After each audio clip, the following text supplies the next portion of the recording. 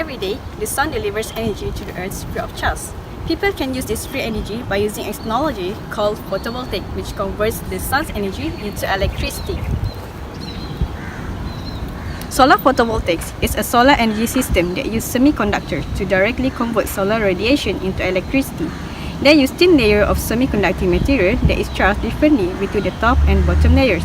The semiconducting material can be encased between a sheet of glass or a polymer resin. When exposed to daylight, electrons in the semiconducting material absorb the photons, causing them to become highly energized.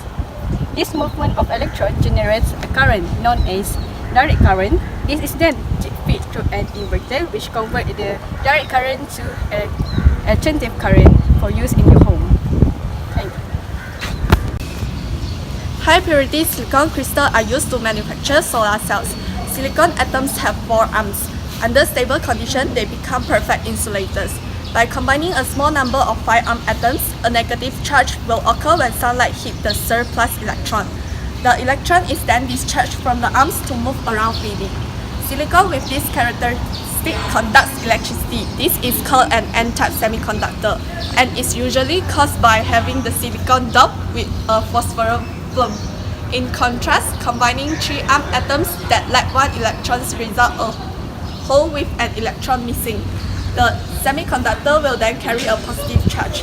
This is called a p-type semiconductor and is usually obtained when the boron is doped with the silicon. A p-n junction is formed by placing p-type and n-type semiconductor next to one another. The p-type with 1 less electron attracts the surplus electron from the n-type to stabilize itself. Thus, the electricity is displaced and generates a flow of electrons, otherwise known as electricity. When the sunlight hits the semiconductor, an electron springs up and is attracted toward the n-type semiconductor.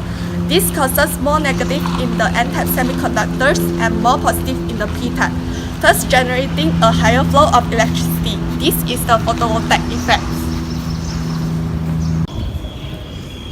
The basic construction of a solar photovoltaic power generation is that it is a mostly grounded mounted system. It can either be fixed, tilt, or used as a single axis or dual axis solar tracker.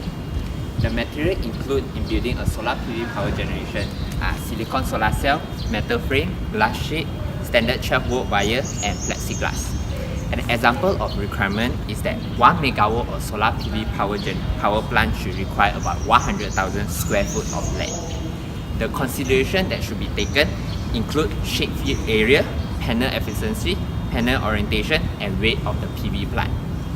The advantages include for small scale of solar plant, they can take advantage of the unused space on the rooftop. It has no moving part and easy to maintain, and solar energy is a renewable source.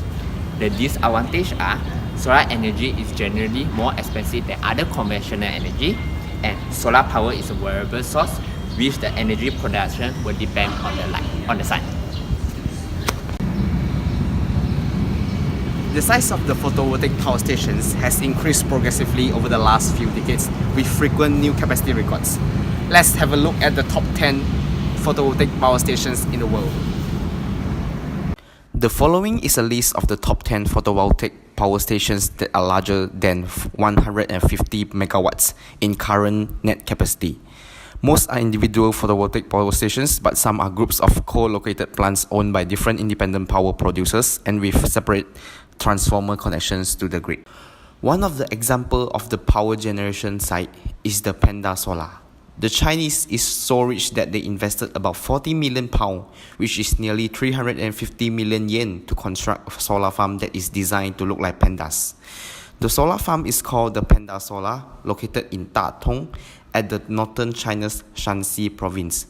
The black part of the pandas is composed of monocrystalline silicon, the base material for silicon chips, while the grey and white part are thin film solar cells.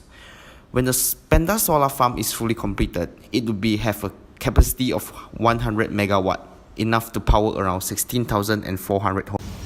In conclusion, it has been highlighted that there's a variety of resources available, and the photovoltaic technology is one of the most feasible renewable energy for electricity generation within the urban environment.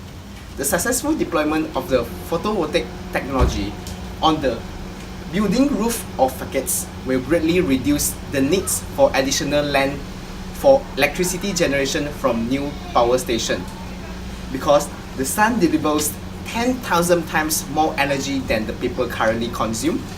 Photovoltaic improvement will one day replace the environmentally unfriendly power plants with a proven and a cleaner energy source. Thank you.